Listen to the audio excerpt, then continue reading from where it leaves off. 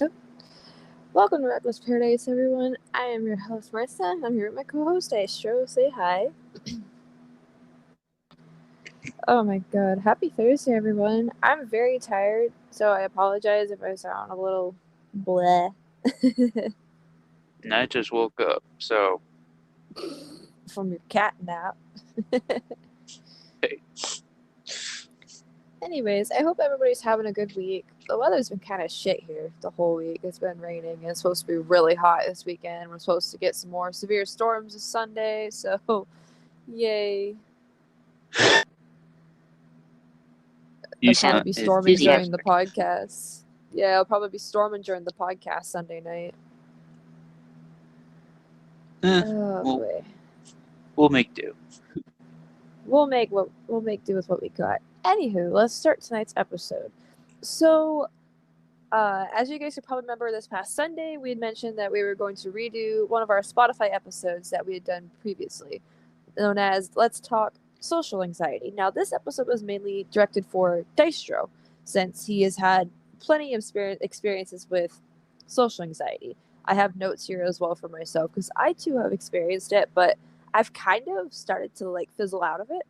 Um, but yeah, without further ado, I'm gonna, you know, hand the mic off, so to speak, to Dystro. The floor is yours, and whenever you want me to speak and start talking about my notes and stuff, just let me know. And if technical difficulties happen, I will take over until I hear that you're back. Right. So, social anxiety. I've had it for about since 8th grade, so that was like 2013, I believe. Um, I had to go through like several years of therapy for it. It wasn't fun, but I had made me a better person in the process, but also trying to break through my social anxiety circle, if would call it that. It's kind of hard to like talk about because like not a lot of people had gone through it, but I bet a lot of people go through social anxiety in a day-to-day basis. Um, But like, what were your experiences with social anxiety, Marissa? Oh boy. um, Mine mainly started. I'm gonna have to say around middle school as well. I started getting that towards middle school because bigger school and you have your upperclassmen and stuff like that, and it's like a big change up from like just sitting in one classroom all day. Now you're like going to like different classes every 40 minutes or so. Um, Definitely school really is kind of what kickstarted my social anxiety. School presentations, like when you had to like present in front of a class, like that literally used to scare me. But like once I got into high school, I kind of became okay with it. Like I kind of got used to it because I made a lot of friends in high school. I had more friends in high school than I did in middle school. And I just felt like after a while, I was like, okay, as long as I just keep eye contact with a few people that I'm comfortable with on the day to day basis, I should be fine. So yeah, that's one thing. And then like even when I'm at a restaurant, like sometimes I was like worried I was gonna mess up my order, like when I'm talking to the waiter or waitress. Mm-hmm. I still get that sometimes, but it's not as bad anymore. And then at stores too, like if I can't find something I'm looking for, I get so hesitant to ask like one of the store clerks or whatever where this item is or where do I find this item. I still get like that. Um, yeah, it it's not a walk in the park. I could definitely say that. Which is why in this episode we're also gonna go over ways to kind of cope and overcome social anxiety, which we'll get to at the end. Now, this show, when you had when you were okay, so when you were going through social anxiety, how did it make you feel like with emotions? Like what emotions did you feel? Oh boy. Um, the emotions that I felt. Well, Yeah. first off, I was just anxious all the time. Um, it made me kind of like feel that I couldn't talk to people only because like, like when you're in middle school, you think that you're at the good age to like, start asking people out, you know? Yeah. And like in middle school, like I had asked like, I don't know, like there was a winter dance coming up that year, and uh I had asked like 4 or 5 different like girls to go to this like winter dance with me and all that stuff. I mean, I wasn't probably gonna go because I never usually go to like any dances or anything because I don't dance. That's a good start. Um, but like they all had said like no, and that kind of like put some doubt in my mind. Like, okay, well maybe it's just because I'm like who I am and all that stuff, and it's like it probably wasn't that, but it's just like there's just always that doubt in the back of your mind, being like, okay, well, maybe I'm not like good enough for them, or they might have like something going on, stuff, which they did. They probably had said like, well, I got somebody else to go with me, or they're doing something like later that day that they can't do it and stuff like that. I'm like, oh, okay. And, it's like at least I made the effort to talk to them about it Right. rather than uh rather than not like saying anything. Yeah. I get that. Um, It, but like I could definitely say social anxiety can make you a little self-conscious. Like that's how mm, I feel. Well, when I was like really bad with social anxiety, I was self-conscious with myself. I was like, okay, what do people think of me? Because like I can barely speak to people. Like I get so nervous. Like, do people think I'm a freak? Do people think I'm a little weird? Like, I was a little disappointed in myself. I'm like, my dad is like super talkative. Like he could talk to anybody. Like he could talk to someone as if he's known them for years, even though he might have just met them on the street or something. mm, I felt disappointed in myself because like I'm like thinking to myself, where did I get this trait of like being so anxious when it comes to talking to people? Like I should be like my father and like be able to talk to people and just try to draw a conversation, just feel okay with myself. Now I was a little embarrassed too, like definitely embarrassed. It's like, man, I want to be able to talk to people. Like this again, this was me a few years ago. I'm a little different now. I've kind of mm, overcome it in a way. I'm still a little social, like a little social awkward awkward. sometimes, especially when it comes to like relationships. Because like I'm not the one for relationships anymore. As much as I wish I could get in one, but I just like it's just not for me. And that's probably the only way I'm still like social. Like I have a little social anxiety. It's just in that term, but that I have a very valid reason to feel that way, which I will get to in another episode, obviously. Now, would you say that your social anxiety made you self conscious of yourself? I guess in a way, yes, because growing up, like I'd never had a girlfriend. Let's be honest, I had never had a girlfriend and stuff like that. So I was like, well, maybe it's just because like, oh, maybe girls won't like me just because like I'm a heavy set dude and all that stuff like that. It's like they just probably take like one look at me and be like, "Oh, ew," and stuff like that. But it's like it shouldn't be like that. But that's just the seeds of self-doubt in my mind. And at the end of the day, sometimes it kind of hurts because it's just like, well, it's like like at least give me a chance to prove myself to you, the people, like the person that I would potentially be dating and stuff like that. But then it's just like, nah, they're dating football and baseball players and all that stuff like that. And I'm like, okay, fine. It's like, you're missing out. So it's like up here where I live. It's like all about the sports stuff, the sports guys, the sports players and stuff. I dated one, and it wasn't a good experience, which I'll get to in another episode.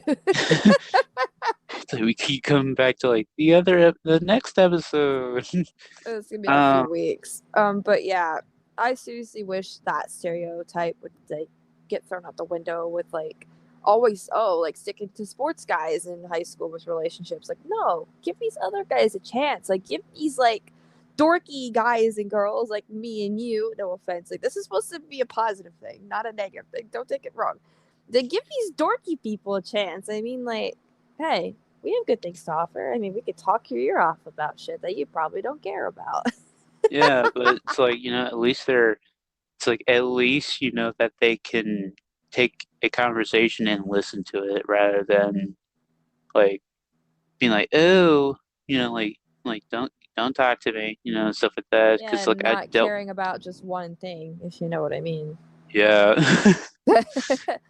I mean, I'm a girl um, and I can see that in a guy. It's like, come on. And I know girls are like that too, but like, come on.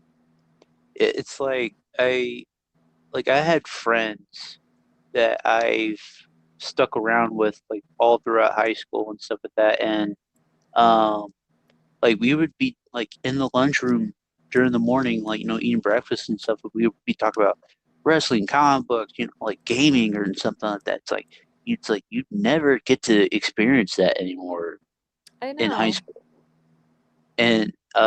well, in real life too. Like, excuse me, and like I had a friend who like he would come to the lunchroom table, like he would go to the like a lunchroom table with me, like he would see me and be like, hey, and I'm like, hey, and he'd be like, before he could do anything, like before he could do like eat anything, he had to clean his braces.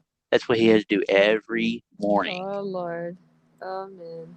And I was just like, damn, like I was like, when are you supposed to get those taken down? He's like, I don't know. He's like, but hopefully soon. I Like, think we mentioned this in another episode. We need to do like a school episode, just like talking about our experiences with school and stuff, which I'm gonna write down right now while we're on this topic, so I don't freaking forget like I have been doing lately. I'm just gonna swap out one of my episodes with something I don't know. yeah, me and Marissa, we were, chatting off camera, or well, off Yeah. camera, off Behind the podcast, scenes. behind the scenes, yes, about a school related episode, which that's gonna be going down memory lane. Oh Oh God, man. Yeah. I would, you know what would be cool if I actually went to my school and got clips of like interviews with all my teachers and stuff. That'd be like impossible to do, considering you can only go there like during school hours, like when they're teaching. That'd be like literally impossible. yeah, it's like you would have to like do it like on a day that they can like physically like I sit mean, down and talk I to have you. one of my teachers on Facebook. I have my homeroom slash 11th grade history teacher on Facebook because, like, after you graduate, you're allowed to add your teachers on Facebook if you want. I have my homeroom slash history teacher on Facebook. Mm, I don't know if you listen to our show, but that'd be cool. hello, Mister Whoever you are. I'll have to send it to you later just to show what I'm talking about. Anyways, let's get back to this episode before we get off track again and waste people's time. I know people have lives, and I know I do too, even though it doesn't look like I do right now. But, anyways, now there are ways to cope and overcome with social anxiety. Um, for example, when it comes to the restaurant thing, like whether you're at the drive through or you're at an actual local restaurant somewhere in town, rehearse what you want to say before you say it. Rehearse it in your head. Like I put, for example, at McDonald's, I can't relate to this because I don't drive, so I don't ever talk in the drive through. It's usually my dad. Usually you just rehearse in your head what you're gonna say, like what you want to order. Like rehearse it a couple times from start to finish. Especially if it's a long one. If it's a short one, you still rehearse it, but you should get it down pretty solid. Yeah, that's me all the time. Because Probably like like a chicken. McFlurry, it's like, no, damn it! And it's just like, no. When But it's like, when your stomach talks before your brain does. Fredbeard. No, no. Spends like $50 at McDonald's. Oh my gosh.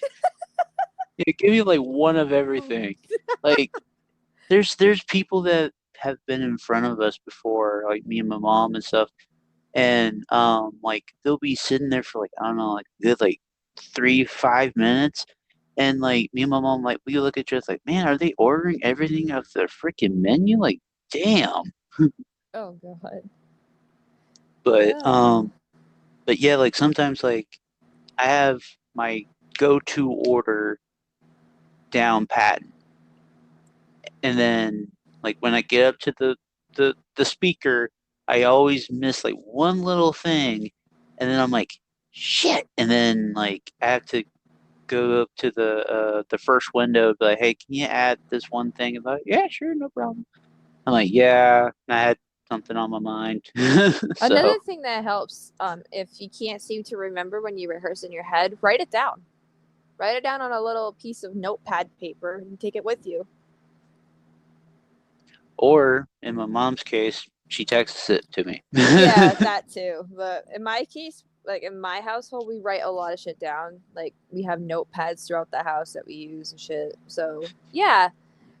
So another thing to help overcome or cope with social anxiety is when it comes to stores, if you're just starting out, like if you just like if you're trying to overcome it or cope with it, go to smaller stores. Like don't go to Walmart. Go to like Dollar Tree or Dollar General, or go to your Mhm. like we have a convenience store up here. It's like a really small local little shop that has just everything you need up here to get by. Go to smaller stores. Eventually you'll get used to the employees that work there. Like for example, let's talk about my convenience store up here where I live.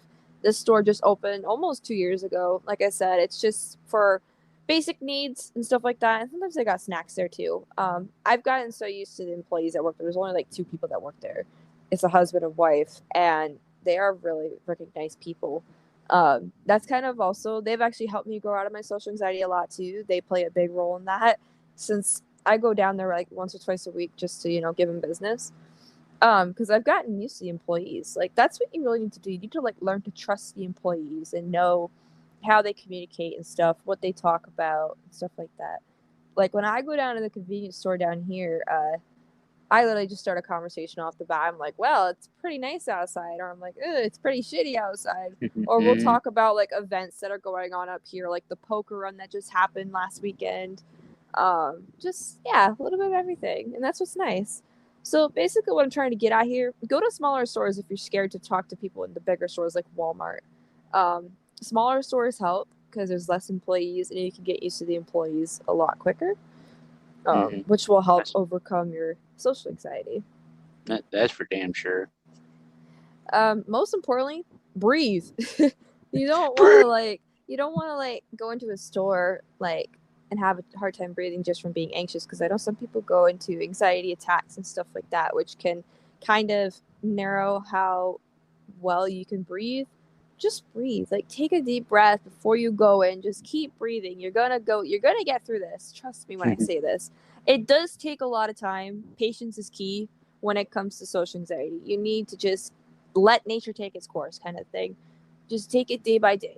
That's all. That's really the best I can give to anybody. The best advice I give to anybody is just take it day by day. Take baby steps, You're going to get through it. Yeah, yeah. My aunt, she suffers with social anxiety sometimes too, and um, whenever she's in like a big, huge like place with like a lot of people surrounding her, she has anxiety attacks, and she's like, I hate feeling like that, but she's like, I just don't want people in my bubble. I'm like, I understand you. Oh, man. Well, tell her to listen to this video. Just send her Um, a link. Just Literally just here, this is for you. But no, you don't have to do that. But yeah, uh, when I had really bad social anxiety, I literally didn't like talking to teachers as much. I didn't really have a big friend group. I still don't have a big friend group, but that's just my personal choice, because too big of a friend group can cause a lot of problems, and I've found that out in the past just by listening to other friend circles, like hearing about what's going on with this friend circle or this friend circle. It's just a disaster. That's why you just keep your circle small with people that you trust and stuff like that. Um, mm, I really don't have as bad social anxiety anymore as I used to. That's in my personal opinion. I can see my personal growth from that. like I said, there are still sometimes, like I said, with relationships, but that's for another video. Um, and I don't like singing in front of people. Like I've never sang in front of my parents. Like I don't think I can't even recall a time where I did. And I love to sing. Like I will sing in my room or when there's nobody home. Like I will just sing for no reason.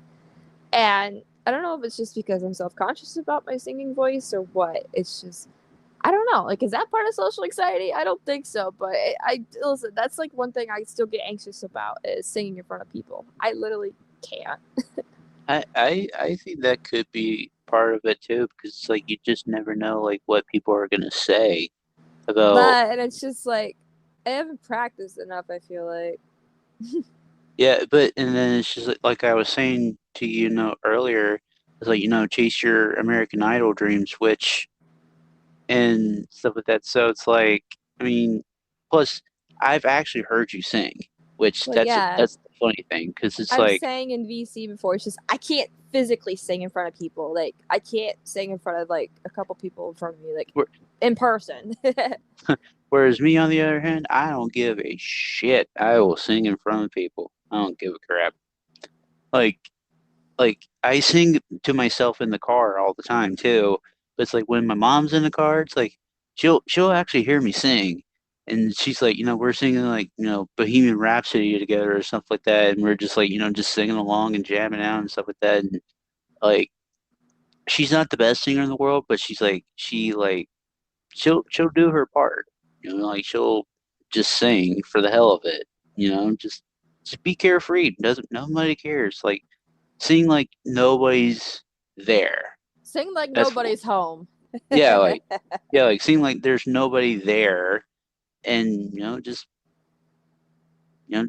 do it. Like fuck it. you I know. that's like one thing I really want to focus on more this year is trying to outgrow my fear of singing in front of people, like whether it's in person or even online. Like I don't really sing around the VC as much, like it's only once in a while I'll sing in VC on Discord with with y'all in the group, Y'all. uh, y'all. But yeah, I think I need to focus on that this year. Like I know we're already like almost halfway through the year. Oh my god, but I think I really need to focus on that. Like try to outgrow my fear of singing in front of people, because that could also be part of social anxiety as well. But like I said, I'm really not as bad as I used to be back when I was in relationships and stuff. I've kind of outgrown my social anxiety. I've learned that you need to talk to people. Like you need to just go out and meet new people. It's not a bad idea to do that once in a while. Just go out, smell the roses, and go talk to some people, even if you don't know them. Yeah, and plus you can make some people stay just by talking to them. Yeah, and hey, sometimes it's good to just start conversation with people at random, like I do at the convenience store sometimes. Like I'll see other customers in there and they'll start talking to me. I'm like, oh, hi, it's nice to see you, or something like that. I don't know why, but every time I talk to somebody at that convenience store, it's always about the weather. Because like most people that go there, most people that go there are either on an ATV or a side by side or in a Jeep. And I already know right off the bat they're riding around. So I'm like, weather's nice for riding, isn't it? Oh Yep, man. got that thing at the last meetup. Just It's like, yeah, that's a nice ATV, and it's just like, see, whereas me, like, I wouldn't know what to say because, like, if it's just like a random conversation and stuff like that, like I at Jimmy John's, like where I work and stuff like that, it's like, you gotta carry a convo between the customer and yourself, and like you gotta ask like what they want on the sandwich and all that stuff, and like, do you want chips, pickle, cookie, or something like that? And like, yeah, no. And then there's just some people that are just super picky at that store. And I'm like, okay, well, you could always go to Jersey Mike's that's behind us, or you can just go to Subway. The, Wait, you guys have a Jersey Mike's like right behind your area? yeah. And Oh there's a my Publix like god. there's a Publix like right behind us You too. guys got some competition. That's like where I live. Well, my hometown, we have upstate New Yorkers, you know exactly what I'm talking about. And then up by Walmart, we have a Subway. And then on the east end of town, we have like a local sub business. Used to be called D&M Market. Now it's called East End Convenience. Their subs are not good, by the way. No offense. I don't like their subs. I love Drex. I like Subway, but we don't go as often as I wish. But okay, why are we getting on the topic of subs? This is about fucking social anxiety. God damn it. I am so Hey, hey, sorry. I was about to say, hey, look, subs is comfort food. It is. It's good for the soul. Good for the soul. Anyways, since I just finished reading off my notes, is there anything you want to add when it comes to ways to overcome or cope with the social anxiety? Um, yes. What I've done in the past was, well, three things. Um, play video games to comfort my social anxiety. Because it takes my mind off of it, and it helps me cope with like if I had a bad day or something like that.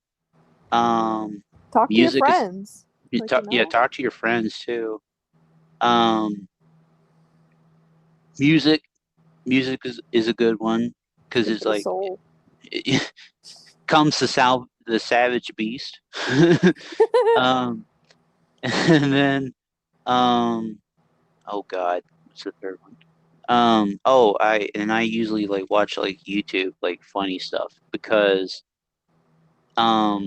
usually like sometimes like if I do that like I feel like a lot more happier, and it's like it's like you